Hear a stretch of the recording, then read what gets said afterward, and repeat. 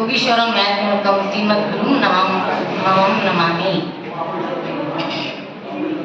ಇಲ್ಲಿ ಆಸೀನರಾದಂಥ ಎಲ್ಲ ಅರುಣ್ ದೇಸಾಯಿ ಗುರುಜಿ ಅವರಿಗೆ, ಪ್ರಸನ್ನ ಗುರುಜಿ ಅವರಿಗೆ, ಆಮೇಲೆ ವೇದಮೂರ್ತಿ ಆದಂಥ ಕೃಷ್ಣಭಟ್ ಜೋಶಿ ಅವರಿಗೆ, ಆಮೇಲೆ ಈ ಸಭೆಯ ಅಧ್ಯಕ್ಷರಾದ ವೆಂಕಟಭಟ್ ಜೋಶಿ ಅವರಿಗೆ, ಹಾಗೂ ಇಲ್ಲಿ ಸಭೆ ಸೇರಿರ್ತಕ್ಕಂಥ ಗುರು ಹಿರಿಯರಿಗೆ, ಮಾತೆಯರಿಗೆ ನನ್ನ ಸಿರಿಸಾಷ್ಟಾಂಗ ನಮಸ್ಕಾರಗಳನ್ನು ಸಲ್ಲಿಸುತ್ತಾ, ಹಾಗೂ ನನ್ನ ಸಹೋದರ ಸಹೋದರಿಯರಿಗೆ ವಂದನೆಗಳನ್ನು ಸಲ್ಲಿಸುತ್ತಾ, ನಾನು ಇಂದು ಉಪನಿಷತ್ ಶಿರೋರತ್ನರಾದಂತಹ ಯೋಗೀಶ್ವರರಾದಂಥ ಮಹಾಬ್ರಹ್ಮ ತತ್ವಜ್ಞಾನಿಗಳಾದಂಥ ಶ್ರೇಷ್ಠ ಸ್ಮೃತಿಕಾರರಾದಂಥ ಯಾಜ್ಞವಲ್ಕ ಗುರುಗಳ ಬಗ್ಗೆ ಒಂದೆರಡು ಪದಗಳನ್ನು ಆಡಲು ಇಚ್ಛಿಸುತ್ತೇನೆ.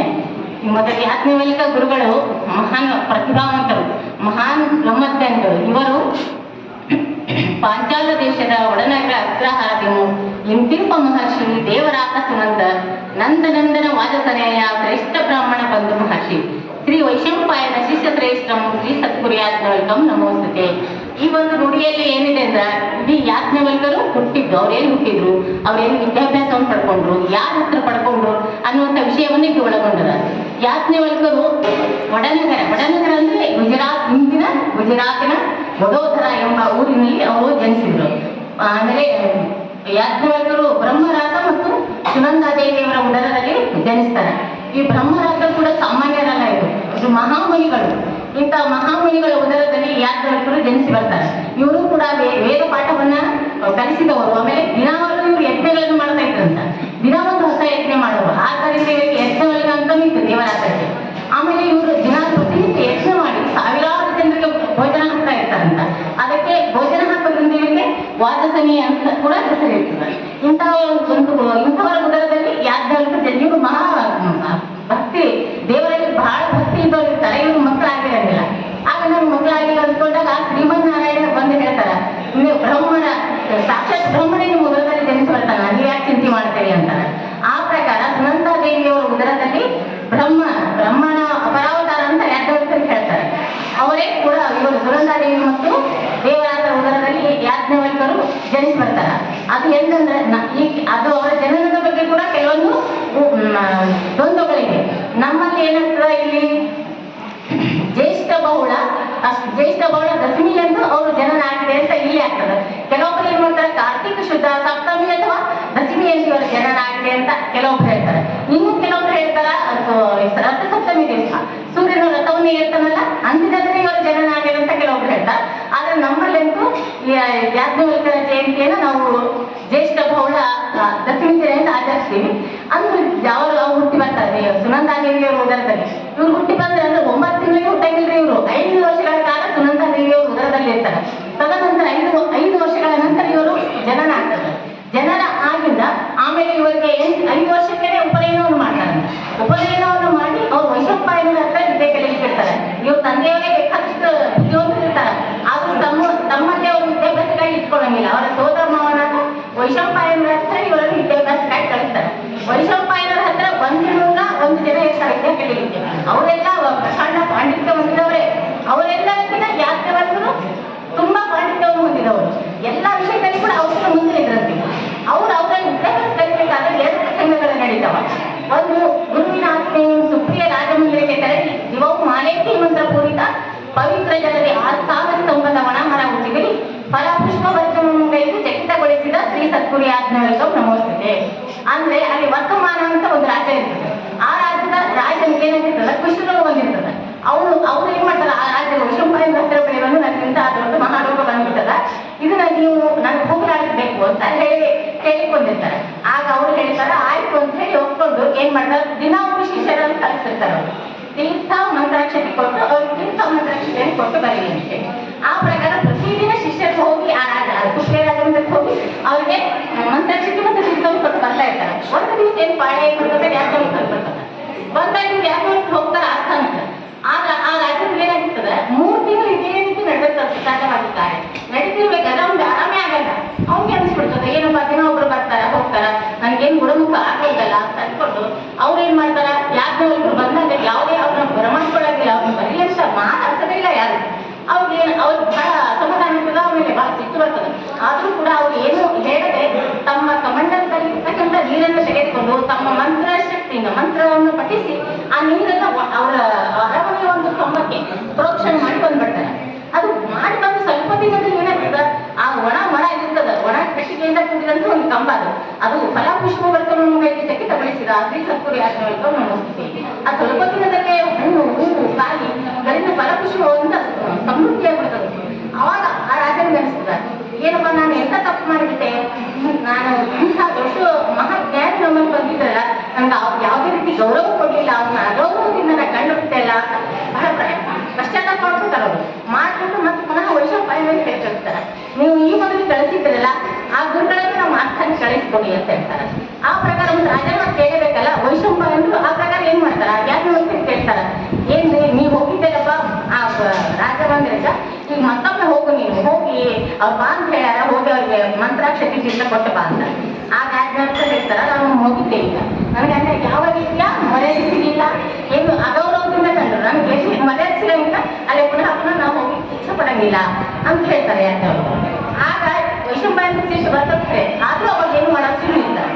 ಮತ್ತೆ ಇನ್ನೊಂದು ಪ್ರಶ್ನೆ ನಡೀತದೆ, ಏನಂದ್ರೆ ಹಿಮಾಲಯದ ತಪ್ಪಲದಲ್ಲಿ ಎಲ್ಲಾ ಪಂಡಿತೋತ್ತಮರು ಸೇರಿ ದೊಡ್ಡ ಮಹಾಯಾಗವನ್ನು ಮಾಡ್ತಾ ಇರ್ತಾರೆ. ಆ ಮಹಾಯಾಗಕ್ಕ ಅಲ್ಲಿ ಇರ್ತಕ್ಕಂಥ ಎಲ್ಲ ರಾಜ್ಯದಲ್ಲಿ ಇರ್ತಕ್ಕಂಥ ಎಲ್ಲಾ ಪಂಡಿತರನ್ನು ಕಳಿಸಿರ್ತಾರೆ, ಅವ್ರಿಗೆ ಎಲ್ಲರೂ ಓಲೆ ಕಳಿಸಿರ್ತಾರೆ. ಇಲ್ಲೊಂದು ನಾವು ಮಹಾಯಾಗ ಏರ್ಪಡಿಸಿ 1 ವಾರಗಳ ಕಾಲ, ಅದಕ್ಕೆ ಎಲ್ಲರೂ ತಪ್ಪದೆ ಬರಬೇಕು, ಬಂದ್ರೆ ಏನಾಗ್ತದೆ ನಿಮ್ಗೆ ಬ್ರಹ್ಮಹತ್ಯಾ ದೋಷ ಬಂದು ತಗಲ್ತದ ಅಂತ ಹೇಳಿರ್ತಾರೆ. ಆ ಪ್ರಕಾರ ಎಲ್ಲರೂ ಆದವರೆಲ್ಲ ಬಂದಿರ್ತಾರೆ. ಇವರು ವೈಶಂಪಾಯನರು ಕೂಡ 1 ವಾರದಲ್ಲಿ 1 ದಿನ ಹೋಗ್ಬೇಕಂತ ಬಹಳ ಪ್ರಯತ್ನ ಮಾಡ್ತಾರೆ. 6 ದಿನಗಳ ಕಳೀತಾವ, ಇವ್ರಿಗೆ ಹೋಗ್ಲಿಕ್ಕೆ ಆಗಂಗಿಲ್ಲ. ಇನ್ನು ಕೊನೆಯ ದಿನ 1 ದಿನ ಉಳಿದಿರ್ತದ, ಅವತ್ತಾದ್ರೂ ಹೋಗ್ಬೇಕಂತ ನಸಿಕಿನ ಗಡಬಡದಂತ ಹೇಳ್ತಾರೆ. ಎದ್ದು ಇನ್ನು ಸ್ನಾನ ಸಂಧ್ಯಾ ಒಂದು ಮುಗಿಸ್ಕೊಂಡು ಹೋಗ್ಬೇಕಂತ ಬಹಳ ಆಸಕ್ತಿಯಿಂದ ಎದ್ದಿರ್ತಾರೆ. ಎದ್ದು ಗಡಬಡ ಓಡಾಡೋದ್ರಿಂದ ಏನಾಗ್ತದ, ಅವ್ರ ತಂಗಿ ಮಗು ಕಾಲಾಗ್ ಬಂದ್ಬಿಡ್ತದ. ಕಾಲಾಗ್ ಬಂದು ತುಳಿದಾಗ್ತದೆ, ಶಿಶು ಹತ್ಯೆ ಆಗ್ಬಿಡುತ್ತೆ. ಅವಾಗ ಅವ್ರಿಗೆ ಬಹಳ ಮನಸ್ಸಿಗೆ ನೋವಾಗ್ತದೆ. ನೋವಾಗಿ ಆಮೇಲೆ ಅವತ್ತಿನ ದಿನ ಏನಾಗ್ತದೆ, ಇಡೀ ದಿನ ಆ ಶಿಶುವಿನ ಎಲ್ಲ ಕಾರ್ಯಕ್ರಮಗಳನ್ನು ಮುಗಿಸೋಕೆ ಟೈಮ್ ಕಳೆದೋಗ್ತದೆ.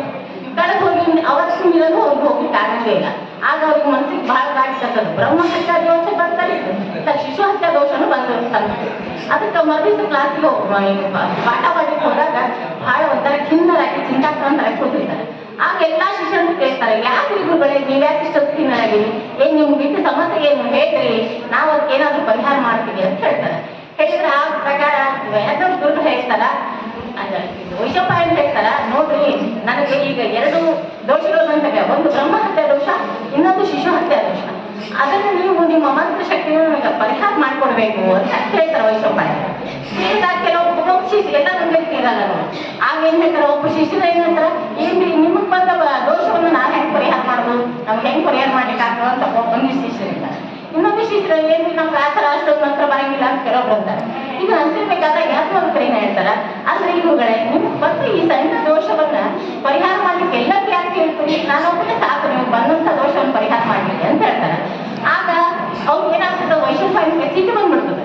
ಯಾಕಂದ್ರೆ ನನ್ನ ಎಲ್ಲಾ ಗುರುಗಳು ನೀನು ದಡ್ಡ ಅನ್ಕೊಂಡಿಯಾ, ನೀನೇ ಒಬ್ಬೇ ದೊಡ್ಡ ಶಾಣೆ ಅಂತ ನಿನ್ಗೆ ದೊಡ್ಡ ಗರ್ವ ನಿನಗೆ. ಅದರಿಂದ ನೀ ಏನ್ ಮಾಡು, ಗುರುವಿನಾಜ್ಞೆ ಗುರು ವೈಶಂಪಾಯನರ ಕ್ರೋಧದ ನುಡಿ ಕೇಳಿ ಕ್ಷಮೆ ಕೋರಿ ಅಣತಿ ಮೀರಲಲ್ಲದೆ ಕಲಿತ ಎದುರ್ವೇದವ ಅವನವನ್ನು ಮಾಡಿ ತೈತರಿ ಶಾಖಾ ಪ್ರವರ್ತಕರಾದ ಚತುರ್ವೇದಿ ಶ್ರೀ ಸದ್ಗುರು ಯಾತ್ರೆಗಳಿಗೆ ನಮಸ್ತೆ. ಅವ್ರೇನು ಹೇಳ್ತಾರೆ, ನೀನು ಈ ತರ ಮಾಡಿಸಿ ನೀನು ಗರ್ವ ಬಂದ್ಬಿಟ್ಟಿದೆಯಲ್ಲ, ಅದಕ್ಕೆ ನಾನು ಕಲಿಸಿದಂತ ಎದುರ್ವೇದವನ್ನೆಲ್ಲ ಇಲ್ಲೇ ಕಟ್ಟಿ ಬಿಡು, ನೀನು ಇಲ್ಲೇ ಉಮನವ ಮಾಡಿದ್ರೆ ಕಟ್ಟಂತೆ, ನೀನು ಇಲ್ಲೇ ಕಟ್ಟಿ ಬಿಟ್ಟು ನನ್ನ ಶಿಷ್ಯತ್ವವನ್ನು ಕರೆದು ಹೋಗು ಅಂತ ಹೇಳ್ತಾರೆ. ಅದು ಒಂದೇ ಮಾತಿಗೆ ವೈಶಂಪಾಯನ ಹೋಗ್ಲಿಕ್ಕೆ ರೆಡಿ ಆಗೋದಿಲ್ಲ. ಅವ್ರು ಹೇಳ್ತಾರ, ನೋಡ್ರಿ ನಂದೇನಾದ್ರು ತಪ್ಪಿದ್ರೆ ಕ್ಷಮೆ ಕೇಳ್ತೀನಿ ನಿಮ್ಮಲ್ಲಿ, ನಾನು ಕ್ಷಮೆ ಯಾಚಿಸ್ತೀನಿ, ನಾನು ಆ ಥರ ಗರ್ವದಿಂದ ಹೇಳಿಲ್ಲ, ನಾನು ನಿಮ್ಮಲ್ಲೇ ಇರ್ತೀನಿ, ವಿದ್ಯಾಭ್ಯಾಸವನ್ನು ಇಲ್ಲೇ ಮಾಡ್ಕೊಂಡು ಇಲ್ಲ ಇದೆ, ನಾನು ಬೇಡ ನಾನು ಕಲಿಸಿ ವಿದ್ಯೆ ಇಲ್ಲ, ನೀನು ಕಟ್ಟಿ ಬಿಟ್ಟು ಹೋಗು ನನ್ನ ಕರೆದು ಅಂತ ಹೇಳ್ತಾರೆ. ಅವ್ರು ಅಷ್ಟೊಂದಿದ್ದ ಅವರ ಅಳತಿ ಮೇಡ್ಲಿಕ್ಕೆ ಆಗಂಗಿಲ್ಲ. ಅವ್ರ ಪ್ರಕಾರ ಆ ವಿದ್ಯೆಯನ್ನು ಕಟ್ಟಿ ಬಿಡ್ತಾರೆ. ಕಟ್ಟಿದ ಮೇಲೆ ಆ ವಿದ್ಯೆಯನ್ನೆಲ್ಲ ತಮ್ಮ ಉಳಿದ ಶಿಷ್ಯಂದ್ರಿಗೆ ಅದನ್ನು ತಗೋ ಅಂತ ಹೇಳ್ತಾರೆ. ಮನುಷ್ಯ ರೂಪದಲ್ಲಿ ಅವ್ರು ತಗೊಳ್ಳಿಕ್ಕೆ ಹಿಂದೆ ನೋಡ್ತಾರೆ. ಆಗ ವೈಶಂಪಾಯನನೇ ಅವರನ್ನು ತೈತರಿ ಪಕ್ಷಿಗಳನ್ನಾಗಿ ಮಾಡ್ತಾರೆ. ತೈತರಿ ಪಕ್ಷಿಗಳನ್ನಾಗಿ ಮಾಡಿ ಅದನ್ನು ಭಕ್ಷಣೆ ಮಾಡಿ ತೈತರಿ ಶಾಖಾ ಪ್ರವರ್ತಕ ಕೂಡ ಯಾಜ್ಞವಲ್ಕ್ಯರಿಂದಲೇ ತೈತರಿ ಶಾಖಾ ಪ್ರವರ್ತಕರಾಗ್ತಾರೆ. ಆಗಿಂದ ಅವ್ರು ಅದನ್ನೇ ಪ್ರತಿಜ್ಞೆ ಮಾಡ್ತಾರೆ ತಮ್ಮ ಮನಸ್ಸಿನಾಗ ತಾವು, ನಾನು ಈಗ ಇಲ್ಲಿ ಶಿಷ್ಯತ್ವವನ್ನು ತೊಲಗಿ ಹೋಗ್ತಾ ಇದ್ದೀನಲ್ಲ, ನಾನು ಹೊಸದೊಂದು ವೇದವನ್ನು ಕಲಿಬೇಕು, ಯಾರು ಇನ್ನೂವರೆಗೆ ಕಲ್ತಿರ್ಬಾರ್ದು ಅಂತ ವೇದವನ್ನು ನಾನು ಕಲಿಬೇಕು ಅನ್ಕೊಂಡು ತಮ್ಮ ಮನಸ್ಸಿನಲ್ಲಿ ತಾವು ಪ್ರತಿಜ್ಞೆ ಮಾಡ್ಕೊಂಡು ಹೋಗ್ತಾರೆ. ಹೋಗಿ ಮತ್ತೆ ಅವ್ರ ತಂದೆ ತಾಯಿ ಹತ್ರ ಹೋಗ್ತಾರೆ. ಹೋಗಿ ಮತ್ತೆ ಅವರು ಗುರುಗಳಾದಂತ ಉದ್ಧಾರಕರು, ಆಮೇಲೆ ಗುಡಾಲರು ಅಂತ ಹೇಳಿ ಅವ್ರ ಗುರುಗಳ ಆಶೀರ್ವಾದವನ್ನು ಪಡೆದುಕೊಂಡು ಮತ್ತೆ ಮುಂದೆ ವಿದ್ಯೆಯನ್ನು ಕಲಿಯಕ್ಕೆ ಹೋಗ್ತಾರೆ. ಗಾಯತ್ರಿ ದೇವಿಯನ್ನು 12 ದ್ವಾದಶಾಂಶ ತಪಸ್ಸಿ ನಿಮ್ಮ ಅದೇ ಗಾಯತ್ರಿಯನ್ನು ಸಂತೃಪ್ತಿಗೊಳಿಸಿ ಆಕೆ ಆನಂದಿರ್ತಾರೆ ಸುಪಾಶ್ರೋಗಿ ಅಜಿ ರೂಪದಲ್ಲಿ ಶುದ್ಧ ಯಜುರ್ವೇದವಾಪದ ಶ್ರೀ ಸದ್ಗುರು ಯಾತ್ರಿಕಂ ನಮೋಸ್ತುತೆ. ಇವರು ಪಂಚಾಗ್ನಿ ಮಧ್ಯದಲ್ಲಿ ಹೋಗಿ 12 ವರ್ಷಗಳ ತಕ್ಷಣ ತಪಸ್ಸನ್ನ ಆಚರಿಸ್ತಾರೆ. ತಪಸ್ಸನ್ನ ಆಚರಿಸಿದಾಗ ದೇವಾಲಯ ಯೋಗಗಳಿಗೆ ಅಲ್ಲೋಲಾಗ್ತದೆ. ಏನು ಎಷ್ಟು ಕಠಿಣ ತಪಸ್ಸನ್ನ ಆಚರಿಸ್ಲಿಕ್ಕಂತಾರ, ಅವ್ರಿಗೆ ಏನ್ ಬೇಕು ಹೇಗೆ ಅವ್ರಿಗೆ ಏನ್ ಬೇಕು ಕೊಟ್ಬಿಡ್ರಿ ಅಂತ ಎಲ್ಲಾ ದೇವತೆಗಳು ಬಂದು ಬೇಡ್ಕೊಳ್ತಾರೆ. ಆಗ ಶ್ರೀಮನ್ನಾರಾಯಣ ಹೇಳ್ತಾನ ಅವನು ಇದು ಮತ್ತೆ ಸಮುದ್ರ ಮಥನ ಕಾಲಕ್ಕ ಏನಾಗಿತ್ತು, ನಮ್ಮ ವೇದಗಳೆಲ್ಲ ಮುಳುಗಿ ಹೋಗಿರ್ತಾವ. ಆಗ ಪೂರ್ವವಾದಾದ್ರಿಂದ ಶ್ರೀಮನ್ನಾರಾಯಣ ಆ ವೇದಗಳನ್ನೆಲ್ಲ ಎತ್ತಿ ತಗೊಂಡು ಬಂದಿರ್ತಾರೆ ಮೇಲೆ. ತಗೊಂಡು ಬರ್ಬೇಕಾದ್ರೆ ವೇದದ ಒಂದು ಭಾಗವನ್ನು ಸೂರ್ಯನಾರಾಯಣನ ಇಟ್ಟಿರ್ತಾರಂತ. ಅಂದ್ರೆ ಅವ್ರ ವಂಶಜರ ಹತ್ರನೇ ಆ ವೇದಗಳನ್ನ ಇಡಬೇಕಂತ. ನಾರಾಯಣ ಸ್ವಾಮಿ ಶ್ರೀಮನ್ನಾರಾಯಣ ಎಲ್ಲ ಒಂದೇ ವಂಶಜರು. ಸೂರ್ಯನಾರಾಯಣ ಹತ್ರ ಒಂದು ಭಾಗವನ್ನು ಇಟ್ಟಿರ್ತಾರಲ್ಲ, ಆಗ ಆ ಸೂರ್ಯನಾರಾಯಣ ಹೇಳ್ತಾರೆ, ನೀನಲ್ಲಿ ಇಟ್ಟಂತ ಒಂದು ಭಾಗ ವೇದವನ್ನ ಯಾಜ್ಞವಲ್ಕ್ಯರಿಗೆ ಬೋಧನೆ ಮಾಡಿ ಅವರಿಗೆ ಕೊಟ್ಟು ನಾನು ಯಾಗ ಇದು ತಪಸ್ಸಿನಿಂದ ಮುಕ್ತಗೊಳಿಸು ಅಂತ ಹೇಳ್ತಾರೆ. ಆ ಪ್ರಕಾರ ಸೂರ್ಯನಾರಾಯಣ ಒಂದು ಪ್ರತ್ಯಕ್ಷ ಆಗ್ತಾರೆ. ಪ್ರತ್ಯಕ್ಷ ಆಗಿ ಕಠಿಣ ತಪಸ್ಸಿಗೆ ಮೆಚ್ಚಿ ಪ್ರತ್ಯಕ್ಷರಾಗಿ ವಾಜಿ ರೂಪದಲ್ಲಿ ಬಂದು ಇವರಿಗೆ ಶುಕ್ಲ ಯಜುರ್ವೇದವನ್ನು ಕಲಿಸಿಕೊಡ್ತಾರೆ. ಆಗ ಯಾರು ಬೇಕಲಿಸಿ ಅಂತ ಹೇಳ್ತಾರೆ ಸೂರ್ಯನಾರಾಯಣ. ಆಗ ಹೇಳ್ತಾರೆ ಯಾಕೆ ಇನ್ನೂವರೆಗೂ ಆ ವಿದ್ಯೆಯನ್ನು ಯಾರು ಕಲ್ತಿರ್ಬಾರ್ದು, ಆಮೇಲೆ ಹೊಸದೊಂದು ವೇದ ಆಗಿರ್ಬೇಕದು ಅಂತ ಒಂದು ಶುಕ್ಲ ಯಜುರ್ವೇದವನ್ನು ನೀವು ನಾವು ಕಲಿಸ್ಕೊಡ್ರಿ ಅಂತಾರೆ. ಆ ಪ್ರಕಾರ ಆ ವಿದ್ಯೆಯನ್ನೆಲ್ಲ ಇವ್ರಿಗೆ ದಾನ ಮಾಡಿ ಇವರು ಅಲ್ಲಿಂದ ವಿದ್ಯೆ ಕಲ್ತ್ಕೊಂಡು ಮತ್ತೆ ತಂದೆ ತಾಯಿ ಹತ್ರ ಬರ್ತಾರೆ, ತಮ್ಮ ಗುರುಗಳ ಹತ್ರ ಬರ್ತಾರೆ. ಬಂದು ಅವ್ರಿಗೆಲ್ಲ ನಮಸ್ಕಾರ ಮಾಡಿ ಆಮೇಲೆ ವೈಶಂಪಾಯನೂ ಕೂಡ ಹೇಳ್ತಾರೆ ಅವ್ರು ಶುಕ್ಲ ಯಜುರ್ವೇದವನ್ನು. ಆಗ ಅವ್ರು ಕೇಳ್ತಾರೆ ವೈಶಂಪಾಯನ ಕೇಳಿ ಸಂತೋಷಗೊಂಡು ಇವರನ್ನ ಸನ್ಮಾನ ಮಾಡಿ ಕಳಿಸ್ತಾರೆ. ಸನ್ಮಾನ ಮಾಡಿದ ನಂತರ ಇವರು ವಿಜ್ಞಾನನಗರಕ್ಕೆ ಬರ್ತಾರೆ. ಯಾರು ವಿಜ್ಞಾನನಗರಕ್ಕೆ ಬಂದು ಅಲ್ಲಿ ಒಂದು ತಮ್ಮದೇ ಆದಂತಹ ಒಂದು ಬಣ್ಣ ಕುಟೀರವನ್ನು ರಚಿಸ್ತಾರೆ, ತಯಾರು ಮಾಡ್ತಾರೆ. ತಯಾರು ಮಾಡಿ ಅಲ್ಲಿ ಜಾಬಾಲ, ಗಾಲವ, ಪರಾಶರ, ಕಣ್ವ, ಮಾಧ್ಯಂತರ ಮುಂತಾಗಿ 15 ಶಿಷ್ಯರನ್ನು ಪಡೆದು 15 ಶಾಖಾ ಪ್ರವರ್ತಕರಾದ ಚತುರ್ವೇದಿ ಶ್ರೀ ಸದ್ಗುರು ಯಾತ್ರಿಕಂ ನಮೋಸ್ತುತೆ. ಇವಾಗಲೇ 15 ಶಿಷ್ಯರನ್ನು ಪಡಿತಾರೆ. 15 ಶಿಷ್ಯರನ್ನು ಪಡೆದು ಅವರಿಗೆಲ್ಲ ತಮ್ಮ ವಿದ್ಯೆಯನ್ನು ದಾನ ಮಾಡ್ತಾರೆ. ದಾನ ಮಾಡಿ ಚತುರ್ವೇದಿ ಪಂಡಿತರು ಅಂತ ಹೆಸರಾಗ್ತಾರೆ. ಇವರು ಅಲ್ಲಿ ಬ್ರಹ್ಮತತ್ವಜ್ಞಾನವನ್ನು ಪಡೆದುಕೊಂಡು ಇವರ ಕೀರ್ತಿ ಎಲ್ಲ ಕಡೆ ಹೋಗಿ ಬಿಡ್ತದೆ, ಮಿಥಿಲಾನಗರದ ಎಲ್ಲ ಕಡೆ. ಆಮೇಲೆ ಮಿಥಿಲಾನಗರದ ರಾಜ ಜನಕ ಮಹಾರಾಜನಿಗೆ ಅವರು ಕೂಡ ಬ್ರಹ್ಮತತ್ವಜ್ಞಾನಿಗಳು. ಅವರು ಆ ಜ್ಞಾನವನ್ನ ಇನ್ನಷ್ಟು ಹೆಚ್ಚುಪಡಿಸ್ಕೋಬೇಕಂತ ಹೇಳಿ ಇಂಥ ಬ್ರಾಹ್ಮಣರ ಸಭೆಯನ್ನು ಕರೆದು ಆ ಸಭೆಯಲ್ಲಿ ಇನ್ನೂ ಜನರಂತ ಬ್ರಾಹ್ಮಣರಿಂದ ನಾನು ಇನ್ನೂ ವಿದ್ಯೆಯನ್ನು ಕಲಿಬೇಕು ಅನ್ನುವಂತ ಅಪೇಕ್ಷೆ ಬಹಳ ಇರ್ತದೆ ಅವರು. ಅದಕ್ಕೆ ಅವ್ರು ಹೇಳ್ತಾರೆ, ಯಾಜ್ಞವಲ್ಕ್ಯರಿಗೆ ಕೇಳ್ತಾರೆ, ನಾನು ಒಂದು ಬ್ರಹ್ಮ ಸಭೆಯನ್ನು ಏರ್ಪಡಿಸ್ಬೇಕಂತ ಮಾಡಿ ನನ್ನ ಹಸ್ತಾಕ್ಷರ, ನೀವು ಅಲ್ಲಿ ಬರಬೇಕು ಅಂತ ಹೇಳ್ತಾರೆ. ಆಗ ಯಾಜ್ಞವಲ್ಕ್ಯರು ಹೇಳ್ತಾರೆ, ಹಾಗೆ ಭಕ್ತಿ ನೀವು ಸಭೆಯನ್ನು ರಚಿಸಿದ್ರೆ ಇವ್ರನ್ನೇ ಕರ್ಕೊಂಡು ಹೋಗ್ತಾರೆ. ಇವರ ಮಾರ್ಗದರ್ಶನದ ಮೂಲಕ ಅವ್ರು ಎಲ್ಲಾ ಸಭೆಯನ್ನ ಯಾವ ರೀತಿ ರಚಿಸಬೇಕಂತ ಆ ಬ್ರಹ್ಮ ಸಭೆಯನ್ನು ಏರ್ಪಡಿಸ್ತಾರೆ. ಏರ್ಪಡಿಸಿದ್ರೆ ಅಲ್ಲಿದ್ದು ಎಲ್ಲಾ ಸಂತೋಷಕ್ಕೂ ಕೂಡ ಮೂಲೆಗಳನ್ನು ಕಳಿಸಿರ್ತಾರೆ ಅವರು. ಇಲ್ಲಿ ನಾವು ಬ್ರಹ್ಮ ಸಭೆಯನ್ನು ಏರ್ಪಡಿಸ್ತಾ ಇದ್ದೀವಿ, ಈ ಸಭೆಗೆ ಎಲ್ಲರೂ ಬರಬೇಕು ಅಂತ ಹೇಳಿ. ಆ ಪ್ರಕಾರ ಎಲ್ಲರೂ ಕೂಡ ಮಿಥಿಲಾನಗರದಲ್ಲಿ ಸೇರಿರ್ತಕ್ಕಂಥ ಆ ಮಹಾ ಬ್ರಹ್ಮ ಸಭೆಗೆ ಎಲ್ಲರೂ ಬರ್ತಾರೆ. ಆ ಬ್ರಹ್ಮ ಸಭೆಯಲ್ಲಿ ಯಾಕಂದ್ರೆ ಸಹಸ್ರ ರೇಣುದಕ್ಷಿಣೆ ಮತ್ತು ಗೋವುಗಳನ್ನು ಪಡವಾಗಿ ಇಟ್ಟಿರ್ತಾರೆ. ಆ ಗೋವುಗಳಲ್ಲಿ ಬಂಗಾರದ ಕೊಂಬುಗಳನ್ನು ಪ್ರತಿಯೊಂದು 1008 ಗೋವುಗಳಿಗೂ ಕೂಡ ಬಂಗಾರದ ಕೊಂಬುಗಳನ್ನು ಅವ್ರ ರಚನೆ ಇಟ್ಟಿರ್ತಾರೆ. ಬಂಗಾರದ ಕೊಂಬು ಇಟ್ಟಿರ್ತಾರೆ. ಸಹಸ್ರ ರೇಣುದಕ್ಷಿಣೆ ಕೂಡ ಇವರು ಪಣಕ್ಕಾಗಿ ಇಟ್ಟಿರ್ತಾರೆ. ತರಿಸಿಂದ ಅವ್ರು ಹೇಳ್ತಾರೆ, ಯಾರು ಬ್ರಹ್ಮ ವೇತ್ತರಿದ್ದೀರಿ, ಯಾರು ಬ್ರಹ್ಮ ತಂತ್ರಜ್ಞಾನಿಗಳಿದ್ದೀರಿ, ಯತ್ನಿದ್ದೀರಿ, ಅವರೆಲ್ಲ ಇದನ್ನ ತಗೊಳ್ಕೊಂಡು ಹೋಗ್ಬೋದು ಅಂತ ಹೇಳ್ತಾರೆ. ಈ ತರ ಒಂದೆರಡು ಸರಿ ಹೇಳ್ತಾರೆ, ಯಾರು ಯತ್ನಿಲ್ಲ ಇಲ್ಲ. ಯಾಕಂದ್ರೆ ಬ್ರಹ್ಮ ತತ್ವಜ್ಞಾನಿಗಳೆಲ್ಲ ನಾನು ಬ್ರಹ್ಮ ತತ್ವಜ್ಞಾನಿ ಅಂತ ಎದ್ದಿಲ್ಲೋರು ಇರೋದಿಲ್ಲ. ಅವ್ರು ಎಲ್ಲರೂ ಕೇಳಿದಂಥ ಪ್ರಶ್ನೆಗಳಿಗೆ ಸಮರ್ಪಕವಾಗಿ ಉತ್ತರ ಕೊಡಬೇಕಾಗಿರುತ್ತೆ. ಅದಕ್ಕೆಲ್ಲರೂ ಹಿಂದೆ ಬಂದು ನೋಡ್ತಾರಲ್ಲಿ, ನಾನು ಎದ್ನಿಲ್ಲೋ ಬೇಡ, ನಾನು ಬ್ರಹ್ಮ ತತ್ವಜ್ಞಾನಿ ಇದ್ದೀನೋ ಇಲ್ಲ ಅಂತ ಹೇಳಿ. ಆದ್ರೆ ಯಾರು ಯತ್ನಿಲ್ಲ ಅಂತಂಗಾಗೋದು, ಯಾಜ್ಞವಲ್ಕ್ಯರು ಏನ್ ಮಾಡ್ತಾರೆ, ನಾನು ಬ್ರಹ್ಮ ತತ್ವಜ್ಞಾನಿ ಇದ್ದೀನಿ ಅಂತ ಹೇಳ್ತಾರೆ. ಎದ್ನಿಂದ ಅವ್ರು ಏನ್ ಹೇಳ್ತಾರೆ ತಮ್ಮ ಪರಿಚಾರಕನಿಗೆ, ನೀನು ಆ ಸಾವಿರ ಒಂದು ಗೋವುಗಳನ್ನು ಹೊಡಿಸ್ಕೊಂಡು ಹೋಗ್ಬಿಟ್ಟು ನಮ್ಮ ಕೊಟ್ಟಿಗೆಗೆ ಅಂತ ಹೇಳ್ತಾರೆ. ಆಗ ಶಾಕಂಗ ಅಂತ ಒಬ್ಬ ಬ್ರಹ್ಮದ ಜ್ಞಾನಿ ನಿಲ್ತಾನೆ. ಎದ್ನಿಂದ ಹೇಳ್ತಾನೆ, ಯಾಕಪ್ಪ ಈ ಸಭೆಯಾಗ ನೀನ ದೊಡ್ಡ ಶಾಣೆನ, ಯಾರು ಇಲ್ಲನ, ಯಾರು ಶಾಣೆ ಇಲ್ಲನ, ನೀನ ಗೋವುಗಳು ಹಿಡ್ಕೊಂಡು ಹೋಗಂತ ಹೇಳ್ಬಿಟ್ಟಲ್ಲ ಅಂತ. ಆಗ ಯಾಜ್ಞವಲ್ಕ್ಯರು ಹೇಳ್ತಾರ, ನೋಡ್ರಿ ನಾ ಏನ್ ಶಾಣೆ ಅಂತ ಹೇಳಿಲ್ಪ, ಯಾರು ನೀವು ಬ್ರಹ್ಮ ತತ್ವಜ್ಞಾನ ಹೇಳಿ ಇವ್ರು ನೋಡ್ಕೊಂಡು ನಾ ಏನ್ ಬೇಡ ಅನ್ನಂಗಿಲ್ಲ ಅಂತ. ಆದ ತಕ್ಷಣ ಅವ್ರಿಗೆಲ್ಲ ಸ್ವಲ್ಪ ವಾಗ್ವಾದ ನಡೀತದ. ಆಮೇಲೆ ಯಾಜ್ಞವಲ್ಕ್ಯರು ಹೇಳ್ತಾರ, ನೀನ್ ಕೇಳಿದಂತ ಎಲ್ಲಾ ಪ್ರಶ್ನೆಗಳಿಗೆ ಉತ್ತರ ಕೊಡ್ಬೇಕು, ಅಕಸ್ಮಾತ್ ನೀವು ಉತ್ತರ ಕೊಡ್ಬೇಕು ಏನ್ ಮಾಡ್ಬೇಕು ಅಂತ ಕೇಳ್ತಾರೆ ಯಾಜ್ಞವಲ್ಕ್ಯರು. ಆಗ ಶಾಕಲ ಹೇಳ್ತಾನೆ, ನನ್ನ ಶಿರವನ್ನು ನಾನೇ ಕಳೆದುಕೊಳ್ತೀನಿ ಅಂತ ಹೇಳ್ತಾನೆ. ಆಗ್ಲಿ ಅಂತ ಅವರು ಇಬ್ಬರಲ್ಲಿ ಕೆಲವು ಪ್ರಶ್ನೋತ್ತರ ನಡೀತದ, ಅವ್ನಿಗೆ ಸರಿಯಾಗಿ ಅಂತ ಹೇಳಿ ಬರಂಗಿಲ್ಲ ಶಾಕಲಲ್ಲಿ. ಅವ್ನು ತಾನು ಹೇಳಿದ ಪ್ರಕಾರ ಹತ್ರ ಶಿರಶ್ಚೇತನ ಮಾಡ್ಕೊಂಡಿರ್ತಾರೆ. ಅವ್ರಿಗೆ ಬಹಳ ಖೇದ ಅನಿಸ್ತದೆ, ನಾನು ಬ್ರಹ್ಮಹತ್ಯೆ ದೋಷ ದುರ್ಯಾದೇನು ಅಂತ ಯಾಕಂದ್ರೆ ಅವಾಗ ಅನ್ಕೊಂಡು ಮತ್ತೆ ಸಭೆ ಮುಂದೆ ನಡಿಬೇಕಲ್ಲ, ಅದಕ್ಕೆ ಅವ್ನ ಕೈ ಬಿಡ್ತಾರ. ಕೈ ಬಿಟ್ಟು ಮತ್ತೆ ಗಾದಿಗೆ ಬರ್ತಾರ. ಅವ್ರು ಆಕೆ ಹಲವಾರು ಪ್ರಶ್ನೆಗಳನ್ನು ಕೇಳ್ತಾರೆ. ಗಾದಿ ಬಂದು ಯಾಜ್ಞವಲ್ಕ್ಯರಿಗೆ ಏನಂದ್ರೆ, ಈ ಭೂಮಿ ಎದರಲ್ಲಿ ಓತಪ್ರೇತವಾಗಿದೆ ಅಂತ ಕೇಳ್ತಾರೆ ಫಸ್ಟ್. ಆಮೇಲೆ ಅವ್ರು ಹೇಳ್ತಾರ, ಭೂಮಿಯು ನೀರಿನಲ್ಲಿ ಓತಪ್ರೇತವಾಗಿದೆ ಅಂತ. ನೀರು ಎದರಲ್ಲಿ ಓತಪ್ರೇತವಾಗಿದೆ, ನೀರು ಗಾಳಿಯಲ್ಲಿ ಓತಪ್ರೇತವಾಗಿದೆ, ಗಾಳಿ ಎದರಲ್ಲಿ ಓತಪ್ರೇತವಾಗಿದೆ, ಗಾಳಿ 3 ಲೋಕಗಳಲ್ಲಿ ಓತಪ್ರೇತವಾಗಿದೆ ಅಂತ ಹೇಳ್ತಾರೆ. ಆಮೇಲೆ ಅವರು ಆಕಾಶಕಾಯಗಳು, ನಕ್ಷತ್ರಗಳು ಇವೆಲ್ಲ ಎದರಲ್ಲಿ ಓತಪ್ರೇತವಾಗಿವೆ ಆಕಾಶದಲ್ಲಿ ಅಂತ ಹೇಳ್ತಾರೆ. ಆಮೇಲೆ ಆಕಾಶ ಇಳಿಯೋಗ್ಯದ ಅಂತ ಕೇಳ್ತಾರೆ. ಆಕಾಶ ಅನಂತವಾದದ್ದು, ಆಗ ಅದು ಇಡೀ ಎಲ್ಲಿಂದ ಹೋದ್ರೆ ಆಕಾಶಕ್ಕೆ ಕೊನೆಯೇ ಇಲ್ಲ, ನಿಮ್ಗೆ ಎಲ್ಲ ಹೋದ್ರೆ ಆಕಾಶನ ಕಾಣಿಸ್ತದೆ ಅಂತಂದ. ಅಂದ್ರೆ ಆಕಾಶ ಎದರಲ್ಲಿ ಓತಪ್ರೇತವಾಗಿದೆ ಅಂತ ಕೇಳ್ತಾರೆ. ಬ್ರಹ್ಮಾಂಡದಲ್ಲಿ ಓತಪ್ರೇತವಾಗಿದೆ ಅಂತ ಹೇಳ್ತಾರೆ. ಆಮೇಲೆ ಕೊನೆಗೊಂದು ಪ್ರಶ್ನೆ ಕೇಳ್ತಾರೆ, ಬ್ರಹ್ಮಾಂಡ ಎದರಲ್ಲಿ ಓತಪ್ರೇತವಾಗಿದೆ ಅಂತ ಯಾಜ್ಞವಲ್ಕ್ಯರು ಹೇಳ್ತಾರ. ಇದು ನಿಮ್ಮ ಮಸ್ತಿಷ್ಕಕ್ಕೆ ದೊಡ್ಡದಾಗಿದೆ ಇದು ಪ್ರಶ್ನೆ. ಈ ಪ್ರಶ್ನೆಯನ್ನು ಕೇಳಬೇಡ, ಇದು ಪ್ರಶ್ನೆಗೆ ಉತ್ತರ ಸಿಕ್ಕಿದ್ರೆ ನಿನ್ನ ತಲೆ ಸೀಳದೆ 2 ಹೋಳ ಆಗ್ತದ. ಇಂಥ ಪ್ರಶ್ನೆಗಳನ್ನು ಕೇಳಬಾರ್ದು ಅಂದಾಗ ಆಕೆ ತನ್ನ ತಪ್ಪಿನ ಅರಿವನ್ನು ಮಾಡ್ಕೊಳ್ತಾಳ. ಅರಿವು ಮಾಡಿಕೊಂಡು ನಾನು ಇಂಥ ಪ್ರಶ್ನೆ ಕೇಳಬೇಡವಾಗಿದ್ದೇನೋ, ಇಂಥ ಪ್ರಶ್ನೆನ ಕೇಳ್ಬಿಡ್ತೇನೆ ಅಂತ ನಾನು ಕ್ಷಮೆ ಯಾಚಿಸಿ ಆಮೇಲೆ ಕೊನೆಗೆ ಏನಾಗ್ತದ, ಈ ಸಭೆಯಲ್ಲಿ ಯಾಜ್ಞವಲ್ಕ್ಯರೇ ಬ್ರಹ್ಮತತ್ವಜ್ಞಾನಿಗಳು, ಅವರೇ ಬ್ರಹ್ಮ ಶ್ರೇಷ್ಠರು ಅಂತ ಹೇಳಿ ಎಲ್ಲರೂ ಒಪ್ಕೊಳ್ತಾರೆ. ಎಲ್ಲರೂ ಒಪ್ಕೊಂಡು ಜನಕ ಮಹಾರಾಜನಿಂದ ಯೋಗೀಶ್ವರಂ ಯಾಜ್ಞವಲ್ಕ್ಯ ಬಿರುದನ್ನು ಪಡ್ಕೊಳ್ತಾರೆ. ಯಾಜ್ಞವಲ್ಕ್ಯ ಯೋಗೀಶ್ವರಂ ಅಂತ ಯಾಕೆ ಕೊಡ್ತಾರೆ ಅಂದ್ರೆ ಅವರು ಯೋಗ ಜ್ಞಾನದಲ್ಲಿ ತುಂಬಾ ಪ್ರವೀಣರಾಗಿರ್ತಾರಂತೆ. ಆ ಯೋಗಶಾಸ್ತ್ರವನ್ನು ಪ್ರಚುರಪಡಿಸಿದವರು ಯಾಜ್ಞವಲ್ಕ್ಯರು.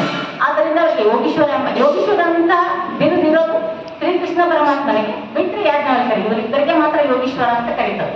ಆದ್ರೆ ಯೋಗೀಶ್ವರ ಬಿರುದನ್ನು ಪಡೆದುಕೊಂಡು ಆ ಸಭೆಯಿಂದ ಎಲ್ಲ ಕೊಟ್ಟ ದೇವ ದಕ್ಷಿಣೆಗಳನ್ನು ತೆಗೆದುಕೊಂಡು ಅವರು ಮನೆ ತಮ್ಮ ಕುಟೀರಕ್ಕೆ ಹೋಗ್ತಾರೆ. ಹೋದ ನಂತರ ಅವ್ರು ಮತ್ತೆ ಅಲ್ಲೇ ಸುಮ್ಮನೆ ಕೂಡ ಇವತ್ತಿನ ಮಂದಿ ಗಾರ್ಗಿ ಅಂತ ಒಬ್ಬಕ್ಕೆ ಬರ್ತಾರೆ. ಗಾರ್ಗಿ ಅಂದ್ರೆ ಅವರ ಮೋಕ್ಷ ಪತ್ನಿ, ಯಾಜ್ಞವಲ್ಕ್ಯರ ಮೋಕ್ಷ ಪತ್ನಿ. ಆಕೆಗೇನು ಬ್ರಹ್ಮತತ್ವಜ್ಞಾನ ಕಲಿದಿರ್ತದ, ಆಕೆಗೆ ಇವ್ರನ್ನ ಮದುವೆ ಮಾಡ್ಕೋಬೇಕನ್ನೋದಿರೋದಿಲ್ಲ. ನನಗೆ ನೀವು ನಿಮ್ಮ ಬ್ರಹ್ಮತತ್ವಜ್ಞಾನದ ಸಾರವನ್ನು ಉಣಬಡಿಸಿರಿ, ನಾನು ಜ್ಞಾನ ದಹವನ್ನು ತಿಳಿಸ್ಕೊಡ್ಬೇಕಾಗ್ಯದ, ನಿಮ್ಮಿಂದ ನಾನು ತತ್ವಜ್ಞಾನವನ್ನು ಕಲಿಬೇಕಾಗಿದೆ. ಆದ ಕಾರಣ ನೀವು ನಮಗೆ ಬ್ರಹ್ಮತತ್ವಜ್ಞಾನವನ್ನು ನನಗೆ ಹೇಳಿರಿ ಅಂತ ಹೇಳ್ತಾರೆ. ಹೇಳಿದಾಗ ಆಗ ಯಾಜ್ಞವಲ್ಕ್ಯರು ನಿಮ್ಗೊಬ್ಬರಿಗೆ ಆ ಥರ ಹೇಳಲಿಕ್ಕೆ ಆಗಂಗಿಲ್ಲ, ಸಮಾಜ ಏನನ್ನು ಕೊಡ್ತದೆ, ಈ ಥರ ಅಭ್ಯಸ್ತ್ರಿಗೆ ನಾನು ಅಭ್ಯಾಸ ಮಾಡಿಸ್ಲಿಕ್ಕೆ ಆಗಂಗಿಲ್ಲ ಅಂತ. ಆಗ ಹೇಳ್ತಾರೆ, ನನಗೆ ನಿಮ್ಮ ಆಸ್ತಿಯಲ್ಲಿ ಯಾವ ಪಾಲು ಬೇಡ, ನಾನು ಮೋಕ್ಷ ಪತ್ನಿಯಾಗಿ ನಿಮ್ಮನ್ನು ಮದುವೆ ಮಾಡ್ಕೊತೀನಿ, ನಿಮ್ಮನ್ನು ಮದುವೆ ಮಾಡ್ಕೊತೀನಿ, ನಾನು ನೀವು ನಿಮ್ಮ ಅಮೃತತ್ವದ ಸಾರವನ್ನು ಉಣಬಡಿಸ್ತೀವಿ ಅಂತ ಹೇಳ್ತಾರೆ. ಆ ಪ್ರಕಾರ ಗಾರ್ಗಿ ಅವರ ಮೋಕ್ಷ ಪತ್ನಿಯಾಗಿ ಅವರನ್ನು ಮದುವೆ ಮಾಡ್ತಾರೆ. ಮದುವೆ ಮಾಡ್ಕೊಂಡ್ರೆ ಇವ್ರಿಗೆ ಮತ್ತೆ ಸೂರ್ಯದೇವ ಏನು ಮಾಡ್ತಾನೆ, ತನ್ನ ವಿಶ್ವರೂಪ ದರ್ಶನವನ್ನು ತೋರಿಸ್ತಾರೆ. ಯಾಜ್ಞವಲ್ಕ್ಯರಿಗೆ ವಿಶ್ವರೂಪ ದರ್ಶನವನ್ನು ತೋರಿಸಿ ಆಮೇಲೆ ಬೃಹದಾರಣ್ಯಕದ ಪರಮಾತ್ಮ ತತ್ವವನ್ನು ಸಾಕಾರ ಇವರು. ಬೃಹದಾರಣ್ಯಕದಲ್ಲಿ ಏನೇನು ವಿಷಯ ಇರ್ತದೆ ಎಲ್ಲ ವಿಷಯಗಳನ್ನು ಸಮಾಜಕ್ಕೆ ಉತ್ತಮವಾಗುವಂತ ಎಲ್ಲ ವಿಷಯಗಳನ್ನು ಇವರು ಈಗ ಯಾಜ್ಞವಲ್ಕ್ಯರ ಉಪನಿಷತ್ತುಗಳಲ್ಲಿ ಇವರು 18 ಉಪನಿಷತ್ತುಗಳನ್ನು ಇವರು ಸಮಾಜಕ್ಕೆ ಪ್ರಚುರಪಡಿಸ್ತಾರೆ. ಅದರಲ್ಲಿ ಎಲ್ಲ ಉಪಯೋಗ ಆಗಂತ ಸಾಮಾಜಿಕವಾಗಿ, ವೈದ್ಯಕೀಯವಾಗಿ, ಆಮೇಲೆ ರಾಜಕೀಯ ರಂಗದಲ್ಲಿ, ಕಾನೂನಾತ್ಮಕವಾಗಿ ಈ ಅವಾಗಿಂದ ಬಂದ ಎಲ್ಲ ವಿಷಯಗಳು ಈಗಿನ ಸಮಾಜಕ್ಕೆ ಅಳವಡಿಸಿಕೊಂಡಾರ. ಯಾಜ್ಞವಲ್ಕ್ಯರ ಉಪನಿಷತ್ತಿನಲ್ಲಿ ಏನಿರುತ್ತೆ ಎಲ್ಲ ವಿಷಯಗಳು ಈಗ ಅವಾಗೇ ಕಂಡುಹಿಡ್ಬಿಟ್ಟಾರೆ. ಈಗೇನು ಹೊಸದೇ ಯಾರು ಕಂಡುಹಿಡಬೇಕಾಗಿಲ್ಲ, ಅವಾಗೇ ಎಲ್ಲವನ್ನು ಕಂಡುಹಿಡಿದು ಅದನ್ನೆಲ್ಲ ಸಮಾಜಕ್ಕೆ ಕೊಟ್ಟು ಬಿಟ್ಟಾರ. ಅಂಥ ಒಂದು ಮಹಾಜ್ಞಾನಿಗಳು ನಮ್ಮ ಗುರುಗಳು ಅನಿಸಿಕೊಳ್ಳಿಕ್ಕೆ ನಾವು ಬಹಳ ಹೆಮ್ಮೆ ಪಡಬೇಕು. ಆಮೇಲೆ ಇಷ್ಟೆಲ್ಲ ಆಗಿದ ಬೃಹದಾರಣ್ಯಕ ಉಪನಿಷತ್ತನ್ನ ಆರಿಂದ ಈಶಾವಾಸು ಇವರ ಪ್ರಚುರಪಡಿಸಿದಂತಹ ಉಪನಿಷತ್ತುಗಳಲ್ಲಿ ಈಶಾವಾಸು ಉಪನಿಷತ್ತು ಅತ್ಯಂತ ಚಿಕ್ಕದು. ಆಮೇಲೆ ಬೃಹದಾರಣ್ಯಕ ಉಪನಿಷತ್ತು ಅತ್ಯಂತ ದೊಡ್ಡದು. ಇವರ ಶ್ರೇಷ್ಠ ಸ್ಮೃತಿದಾಗ ಕೂಡ ಶ್ರೇಷ್ಠ ಸ್ಮೃತಿಗಳನ್ನು ಸಮಾಜದ ಕಾರ್ಯಗಳಿಗೆ ಸಹಾಯವಾಗಲಿ ಅಂತ ಸ್ಮೃತಿಗಳನ್ನು ಕೂಡ ರಚಿಸಿದ್ದಾರೆ.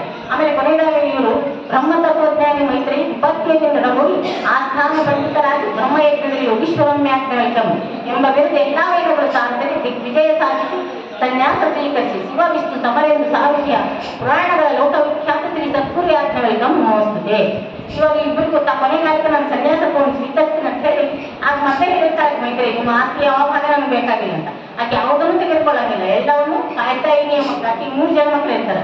ಆ 3 ಮಕ್ಕಳಿಗೆ ಸಮನಾಗಿ ಹಂಚಿಕೊಟ್ಟು ತಾವು ಸನ್ಯಾಸತ್ವವನ್ನು ಸ್ವೀಕರಿಸಿ ಯಾಜ್ಞವಲ್ಕ್ಯ ಸನ್ಯಾಸತ್ವವನ್ನು ಸ್ವೀಕರಿಸ್ತಾರೆ. ಇಂಥ ಯಾಜ್ಞವಲ್ಕ್ಯ ಗುರುಗಳನ್ನು ಪಡೆದುಕೊಂಡ ನಾವು ಬಹಳ ಧನ್ಯರು. ಇಂಥ ಗುರುಗಳನ್ನು ನಾವು ಸದಾ ಸ್ಮರಿಸಬೇಕು. ಇವರನ್ನು ಪ್ರತಿನಿತ್ಯ ಪರೀಕ್ಷೆ ಮಾಡಿ ನೋಡ್ರಿ, ಎಲ್ಲರೂ ಇವರ ಧ್ಯಾನವನ್ನು ಮಾಡ್ರಿ. ನೀವು ಹೆಂಗೆ ನಿಮ್ಮಲ್ಲಿ ಜ್ಞಾನ ಪ್ರಜ್ವಲವಾಗ್ತದೆ, ಹೆಂಗೆ ನೀವು ಜಾಣರಾಗ್ತೀರಿ ಅನ್ನೋದನ್ನು ನೀವು ನೋಡ್ರಿ. ಆದ್ರೆ ನಾವು ಗುರುಗಳನ್ನು ಪಡಿಸಿಕೊಂಡ ಅಪರಿಮಿತ ಜ್ಞಾನಿಗಳು, ಪ್ರಕಾಂಡ ಪಾಂಡಿತ್ಯವನ್ನು ಹೊಂದಿದಂಥ ಗುರುಗಳನ್ನು ಪಡೆದುಕೊಂಡ ನಾವ ಧನ್ಯರು ಅಂತ ಹೇಳ್ತಾ ನನ್ನ 2 ಮಾತುಗಳನ್ನು ಮುಗಿಸುತ್ತೇನೆ. ನನ್ನ ಮಾತಿನಲ್ಲಿ ಒಳ್ಳೆಯದೇನಾದ್ರೂ ಇದ್ರೆ ಎಲ್ಲ ಭಗವಂತನ ಪಾದಕ್ಕೆ ಸೇರಲಿ, ತಪ್ಪು ಏನಾದ್ರೂ ಇದ್ದರೆ ನನಗೆ